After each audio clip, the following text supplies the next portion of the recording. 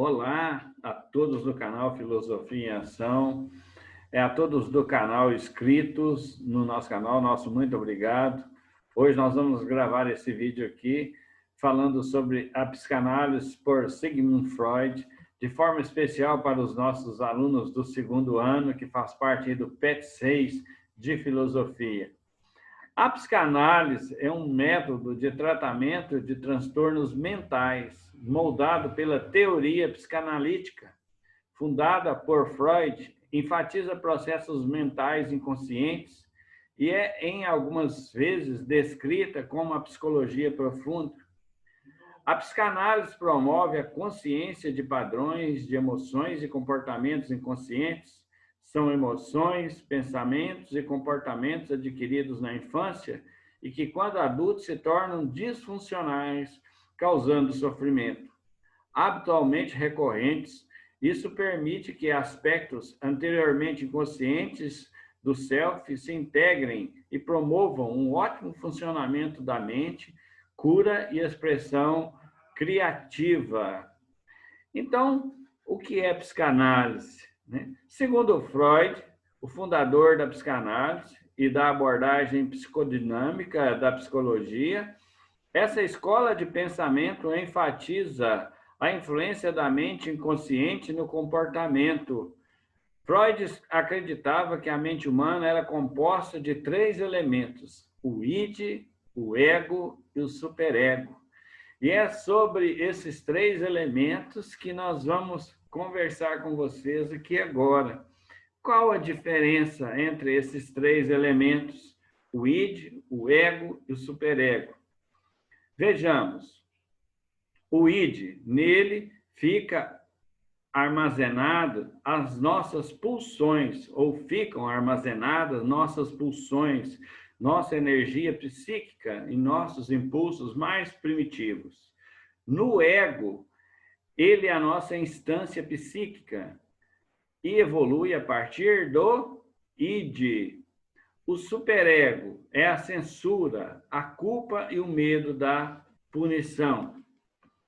No caso, o domínio e a repressão, se tornando aí o superego. Vamos falar aqui do id, aqui representado por essa figura aqui, ó, bonitinha, desse capetinha vermelho aqui. O que é o id? O id é um elemento psicológico de nossa mente. Nele ficam armazenadas nossas pulsões, nossas energias, nossos instintos, nossos desejos, nossas paixões. O id fica localizado no nível inconsciente do cérebro e não reconhece os elementos sociais. Portanto, não há certo ou errado, não há tempo ou espaço, não importa as consequências. O id é o ambiente dos impulsos sexuais. Ele está sempre buscando forma de realizar esses impulsos, ou seja, não gosta do fracasso. Então, nós podemos ver aqui que na figura aqui do nosso capetinha, estão o quê? As nossas paixões, os nossos desejos, os nossos impulsos que querem, que estão aqui guardados no nosso inconsciente e querem vencer a qualquer forma, a qualquer custo eles querem vencer. Só que nós vamos analisar que existe o ego. E onde está localizado o ego? Aqui, ó, bem na nossa psique, na nossa mente. O ego seria, para Freud, o elemento principal entre o id e o superego.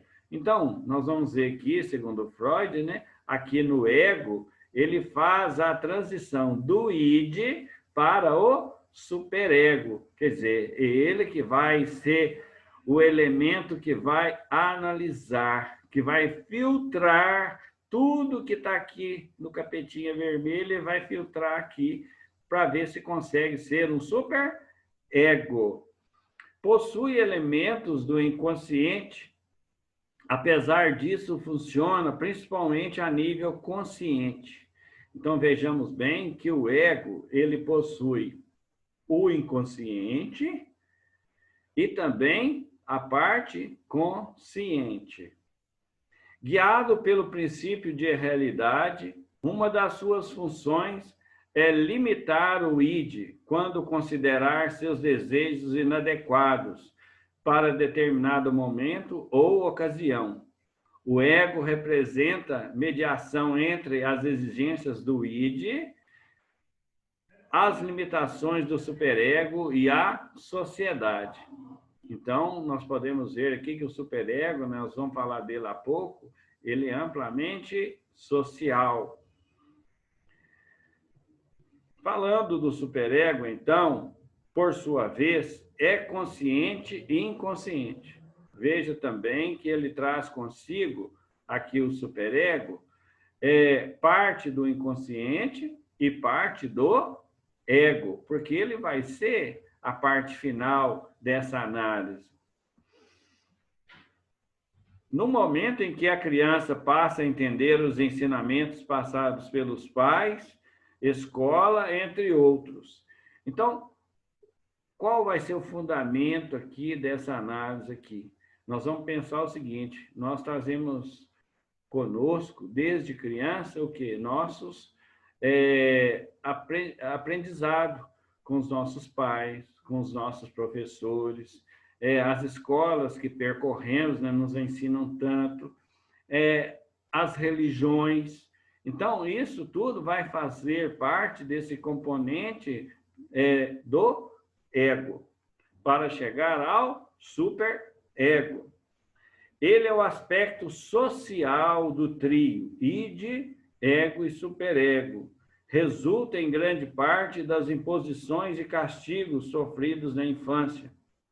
Ele se encontra e participa desses dois níveis mentais. O superego é a censura, a culpa e o medo da punição. Pode ser visto como uma instância reguladora, a moral, a ética, a noção de certo e de errado, e todas as imposições sociais se introduzem no superego.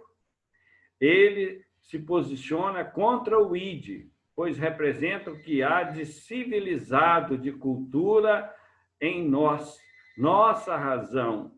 Enquanto para o id não existe certo ou errado, para o superego existe um meio termo entre certo e errado. Ou seja, se você está fazendo a coisa certa, automaticamente estará errado. Então, veja bem aqui, se no superego, né, nós vamos passar pelo ego e chegar a uma conclusão final, aqui ou você está certo ou você está errado.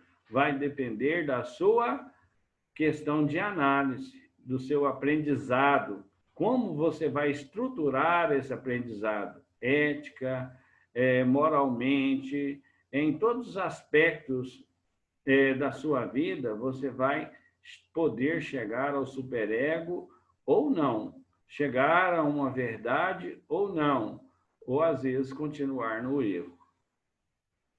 Conclusão. Através da compreensão do id, do ego e do superego, podemos, portanto, entender melhor de onde vem o nosso sentimento de culpa e autocensura. Aqui, ó, é no superego que fica a nossa autocensura. Podemos também entender porque muitas decisões são difíceis de serem tomadas e dificilmente nos sentimos plenamente satisfeitos com elas. O id, o ego, o superego não podem concordar, já que a vida em sociedade exige a sublimação de nossas pulsões, das nossas paixões, dos nossos instintos. Essa discordância interna é o que nos traz, muitas vezes, frustrações, indecisão e mal-estar. Ficamos muitas vezes divididos em nossas decisões. Isso é verdade. Nós podemos analisar a nossa vida. Nem sempre nós estamos felizes com algo, porque o nosso id, às vezes até o nosso ego, não queria chegar à conclusão que o superego chegou. né? Ele não queria a autocensura que o superego fez de determinados movimentos e ações da nossa vida. Chegamos, portanto, à parte final desse vídeo, onde nós vamos, para concluir essa questão da psicanálise de Freud, nós vamos falar da sua teoria do iceberg. Importantíssimo isso aqui, viu, alunos? Teoria do iceberg. Segundo Freud, a psicanálise, por sua vez, é focada no indivíduo, como nós já falamos, e como sua mente funciona e desenvolve. Imagine um iceberg. Nós vemos aqui a imagem de um iceberg. Só vemos a ponta do mesmo na superfície do mar. Então, nós vemos aqui a parte visível, a ponta do iceberg, que o Freud vai chamar da parte consciente. Essa parte consciente são os raciocínios, as percepções e pensamentos. Ele, no entanto, tem uma base de sustentação muito maior que fica submersa. Vejamos, então, aqui que a parte submersa é pelo menos 5 vezes maior, né? Onde está localizado o id, o ego e o superego, a parte inconsciente da nossa mente. E é onde aqui que o psicólogo vai trabalhar para chegar nessa parte maior aqui e que nós não, às vezes, não percebemos e conseguimos chegar. Isso também acontece com a nossa mente. Veja aqui um exemplo. O comandante Edward John Smith, do Titanic, 1982, ele foi imprudente, ele desprezou, postergou essa grande parte do iceberg que ele não conhecia, que ele apenas pensava que conhecia. E por causa da sua imprudência, 1.496 pessoas morreram no choque do navio com essa parte submersa, né? Com essa montanha submersa. Analisando essa parte do Titanic para a nossa mente, nós vamos ver que essa parte da nossa mente, o id, o ego, o superego, não pode ser desprezada, ela precisa sempre estar sendo analisada, constantemente sendo, até às vezes, criticada. O consciente, a parte emergente, como nós vemos aqui na parte superior, aqui, a ponta do iceberg, de acordo com as ideias de Freud, somos capazes de ver apenas uma pequena parte emergente, que corresponde à nossa atividade mental, como já disse, raciocínios, percepções e pensamentos. Percebemos o que vemos apenas superficialmente. O restante da informação é absorvida pelos processos do nosso dia a dia, desde reações rápidas e determinadas, estímulos, até hábitos que criamos. Há muito tempo, tudo passa por essa parte da nossa mente. Vou dar um exemplo desses hábitos. Quando nós estamos dirigindo, aí quem é motorista vai entender bem o que eu vou falar. Nós estamos viajando por uma estrada e, de repente, eu chego em um trevo qualquer e tenho que mudar de posição, tenho que passar para outra estrada, às vezes uma estrada com mais trânsito, e eu chego ali, vou atravessar aquele trevo, vou passar para outra estrada e vou embora. 2 quilômetros à frente, eu imagino, eu começo a pensar, como eu passei aquele trevo? Como eu cheguei lá, eu poderia ter batido, eu não lembro o que eu fiz naquele trevo. Por quê? O seu hábito, o seu inconsciente fez com que você chegasse ali, olhasse, atravessasse, tomado outra direção pela força do hábito. Você nem percebeu que fez aquilo. E, às vezes, os nossos hábitos no nosso dia a dia são assim. Nós não percebemos, às vezes, o que falamos, nós não percebemos o sotaque que temos, nós não percebemos que queremos comer sempre o nosso prato preferido, e assim por diante. Os hábitos são costumes que quase não exigem raciocínio, pois são naturalizados. Nosso cérebro aprende desde cedo que esses hábitos vão facilitar a rotina. Assim, podemos agir no piloto automático. O que eu fiz no trevo? O que você, motorista, fez no trevo? Agiu como piloto automático. No caso dos hábitos, o inconsciente age como um facilitador.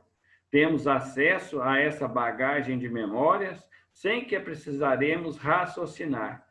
No caso aqui, ó, a montanha do inconsciente, né? Essa montanha submersa do iceberg, a montanha do inconsciente. Sabendo que é possível mudar hábitos e ter mais controle sobre nossas decisões, muito se estuda sobre a possibilidade de nos comunicarmos com o inconsciente. Para acessar esses conteúdos, o mais indicado seriam processos de psicoterapia. A palavra psicoterapia tem uma origem grega. Psique significa mente. Já terapia significa ato de curar, o ato de restabelecer algo que foi perdido. Então, de modo geral, a psicoterapia é um tratamento que busca curar as doenças da mente, os transtornos psicológicos e restabelecer a saúde mental das pessoas. O profissional habilitado para trabalhar essa montanha submersa e também a que está visível, né? O nosso consciente e o inconsciente é o psicólogo, que vai trazer a cura através de uma análise usando o quê? A fala. Então, veja bem que Freud, desde lá, ele que era médico, desde as suas consultas, e ele começa a perceber no seu dia a dia que ele podia curar pessoas pela fala. Não se esqueçam disso, alunos. Ele percebeu que poderia curar pela fala. E ele começou a analisar, e com isso vai surgindo o quê? Vai surgir a psicanálise, que hoje é essa ciência fantástica, que tem o psicólogo como o profissional habilitado. Então, esse psicólogo vai restabelecer a cura mental do seu paciente através da fala. Então, ficamos aqui nesse vídeo. Nosso muito obrigado a todos vocês inscritos no canal, aos nossos alunos, a você que vai ver esse vídeo, se inscreva no nosso canal e que possamos sempre melhorar, fazendo algo melhor para vocês. Um grande abraço e até o próximo vídeo.